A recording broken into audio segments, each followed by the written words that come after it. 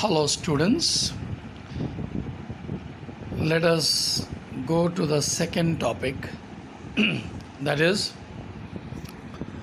historiography, Indian tradition.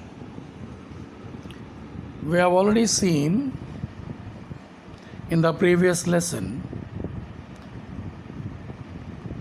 historiography, the development in the West, and we have seen the notable scholars like Karl Marx, Leopold von Ranke, Rene Descartes. We have seen their ideologies, their views on historiography. Now, in this lesson, we are going to see historiography related to Indian tradition. Now, my dear students, if you see our ancient period in India, there are great memories. There are great deeds of our ancestors. There are mythological roles. There are memories of social transitions preserved with the help of oral recital. Now, whatever it is there, it has been orally transmitted to one generation to another. Now, we could also see the inscription on the Harappan seal, the artifacts, while Sir John Marshall, when he was excavating or when the excavation was done, he found out certain artifacts, certain seals that confirmed that India had mastered the art of writing in early third millennium BCE. Perhaps before that. However, the Harappan script is not yet successfully, the historians have not successfully read that script. Yet, the secrets of that Harappan script is yet to be, discovered. The earliest written document of the history or historical nature found in India is in the form of inscriptions. They are dated to 3rd century BCE, that is during the time of Ashoka, the Maurya's time. His edicts were inscribed on natural rocks and stones. Now we could see the Harappan culture. From 1st century CE, the inscriptions have been to occur on coins, metal images, and sculpture, and also copper plates. They provide important historical informations. We get to know about the dates of various kings, dynastic genealogies, territorial extent, and administration of various empires and kingdoms. Not only about various administration of various empires and kingdoms, but also important political events and social organization, the climate, the famine of respective times. I would like to give you one example related to this. It is believed that King Ashoka, initially, he was very cruel. He was a very cruel ruler. He was very a hard task master. But after the war of Kalinga, when he saw the bloodshed, he diverted his mind. He changed himself. And he thought, why there should be a bloodshed? I don't want bloodshed. And then what did he do? Simple. He turned towards Buddhism. He started practicing Buddhist religion. And the history book says even his children, his son and his daughter Shangamitra, was sent to different countries to propagate Buddhist religion. You see, you can see here, my dear students, that the ancient historiography are seen in the inscriptions of coins, metal images, sculptures, and they provide historical information of various kings, the dates, the dynastic genealogies, the administration of various empires and kingdoms, and the political events. Now, further, if I move, I would like to speak about the epics of Ramayana and Mahabharata. We are very all familiar with Ramayana and Mahabharata. In Ramayana, we see there are two characters.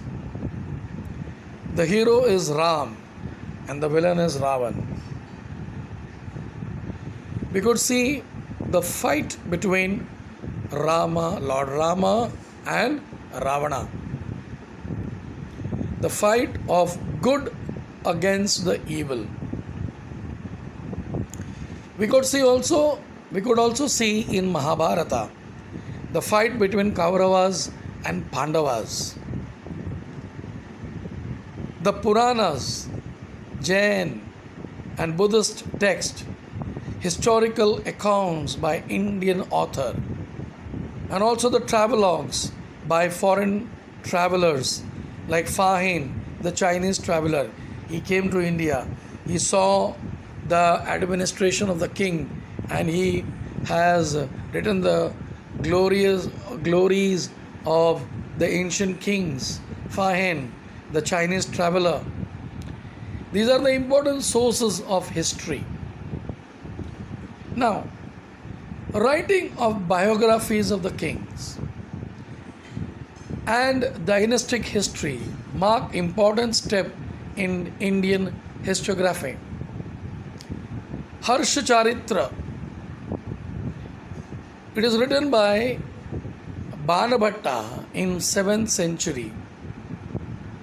He speaks about King Harsha's biography. He portrays the realistic pictures of social, economic, political, religious, and cultural life during King Harsha's time. Now, this leads to the next subtopic, that is historiography in the medieval period. Now, when I speak of historiography in the medieval period, I would like to speak about the writing style of Raj Tarangani, the history of Kashmir by Kalna in 12th century CE. It is quite close to the concept of modern historiography. Kalna himself says that he wrote the text after critically examining various sources like inscriptions, coins, remains of the ancient monuments, dynastic records, and local traditions. He was unbiased. He was not biased. He critically examined the various sources, and then he wrote Raja Tarangani in 12th century CE. You can see the other examples. During the medieval period, there were Mughal rulers in India. They were majorly influenced by two of the languages. One was Arabic, other one was Persian. Basically, the Muslim rulers were influenced by Arabic and Persian historiography. Among them, one example I would like to give is Zainuddin Barani, who holds an important place in Tarikh-e-Firuzshahi, a book written by him. He stated the purpose of historiography. According to him, the duty of the historian is not limited only to recording the rulers' valor, the policies, and the welfare, but a historian should also write about rulers' feeling, incorrect policies. Now, I would like to give you an example related to this. It is said, Muhammad bin Tughlaq, he was considered as a king. In history, he is considered to be a foolish king. His policies were such that people hated him. His policies were such that he was defeated by his enemy kingdom. Now, I would like to give an example of Muhammad bin Tughlaq. He made currencies out of gold. And when he made currencies out of gold, when it was circulated in his kingdom, his currency did not come back to him. Because when the people got those gold coins, they started making ornaments. You see, his policy failed of gold currency. Now, Barani further states that historians should take into consideration the impact of teaching of wise people, the learned people, the saints, and the cultural life of the people. Thus, Barani expanded the scope of historiography. For the historians in the Mughal court, what was their work?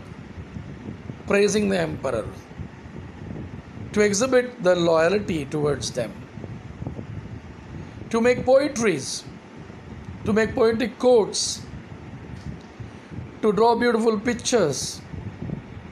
And this was also introduced during the medieval period. I would like to give you one more example. Babur, who was a founder of the Mughal Empire in India, he wrote an autobiography, Tuzuk-e-Baburi. What does this book contain? What is the content in that book? It contains descriptions of battles fought by him. He was continuously fighting with Rana Sanga. Babur also recorded minute observations of various regions and cities traveled by him, including the local economy, customs and traditions, flora and fauna. I would like to give you one more example. Abul Fazl's Akbarnama is very important from the point of view or the critical historiography. His method of collecting authentic historical document and their scrutiny is looked upon as devoid of bias and hence realistic. I'd like to give one more example related to this medieval historiography. Let us take the time of the Maratha rulers. During the time of the Maratha rulers, they used to write Bhakar. What is Bhakar? Simple. You will get a question in the board exam. What is Bhakar? Bhakar is an important type of historical document of medieval times. Now, what does this Bhakar consist of? It consists of stories of the heroes. It consists of stories of historic events, battles, and the life of great men. Now, I would like to give an example related to Bhakar, Marathi Bhakar. Marathi Bhakar are of various types. Sabhasad Bhakar, which is written by Krishnaji Anand Sabhasad during the time of Chhatrapati Rajaram Maharaj. It was an important Bhakar for getting the information of the great Maratha ruler. It is none other than Chhatrapati Shivaji Maharaj. The next Bhakar, which I would like to mention, is Bausabaich Bhakar. Describes the Battle of Panipat. Another Bhakar, entitled Panipatachi Bhakar, is also about the same event, the Battle of Panipat. Then Holkarachi Khyapad provides information of Holkars and their contribution towards the Maratha rule. Now, Bhakar can be divided into various types. Or you may get a question in the board exam. The types of Bhakar. The Bhakar are divided into various types. Biographies of the kings, biographies of the kings, dynastic history, description of events, history of sect, autobiographies regarding grievances based on mythological or mythologies and the state administration by a king. These are the type of Bhakars we find. Now let us go to historiography in the modern period. Now here we could see there are many Britishers who have written their historiography. They have written all about Indian history. Now it is believed that in 20th century there was Indian archaeological exploration and the research started under the British rule. A number of ancient sites were excavated under the supervision of Sir Alexander Cunningham, who was the first Director General of Archaeological Survey of India. He chose mainly the sites mentioned in the Buddhist text. Harappan civilization was discovered by Sir John Marshall during his tenure. Sir John Marshall, he discovered of Indian history could be traced from 3rd millennium BCE or even earlier. Many British officials wrote about Indian history. Their writing displays strong influence of colonial policies of the Britishers. That means it was very simple. They were biased. They were biased and they were glorifying the colonial policies of the ruler. And they were letting down the Indian culture, the Indian history. Now I'd like to give an example. 3 volumes of History of British India, written by James Mill, but published in 1817. This was the first book of Indian history written by a British historian. It clearly reflects an absence of, there are 3 important words: objective or objectivity, perspective, and prejudice about various aspects of Indian culture. The key words here, I could say, objectivity, perspective, and prejudice about Indian culture. The history of India was also written by Mount Stuart Elphinstone, governor of Bombay, which is now called as Mumbai, was published in 1841. The period of Maratha Empire. Now, I'm proud to say, there was a British officer. His name was Grant Duff. He was very much interested in Maratha politics. Grant Duff name stands out among the British officers who wrote about Maratha history. He wrote a book entitled A History of the Marathas. This book published in 3 volumes. Grant Duff writing also shows British inclination of condemning Indian culture and history. Similar tendencies were seen even with Colonel Todd writings. Colonel Todd's writing about Rajasthan's history. The 2 volumes written by Sir William Wilson Hunter on Indian history shows somewhat impartial treatment of the subject.